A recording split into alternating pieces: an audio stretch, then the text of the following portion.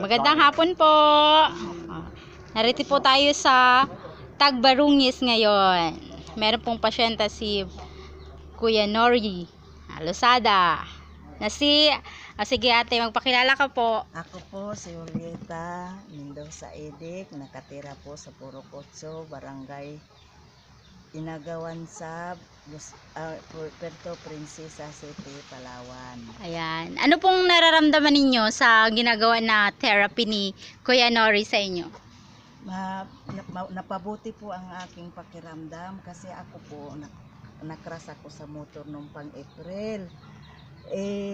Ang hindi pa gumaling hanggang ngayon ang aking nararamdaman na yung masakit yung balikat ko na ito nga hindi ko nga maganon dito sa maabot sa kabila. O dati po hindi niyo mo maabot talaga.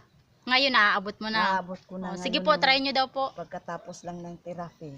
Wow, galing. Sa kabila Ano daw po, sa likod daw, ikamot. Yung hindi mo dati maabot na baywang.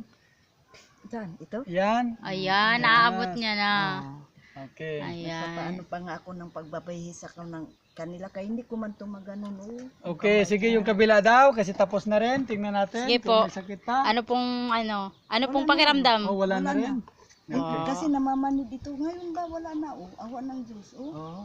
Hindi ako nagsinungaling, wala na talaga Kasi ito, namamanid itong konti lang ba, bahagya lang ba. Pero ngayon awa ng Wala na. Parang nagiinit pakiramdam ko.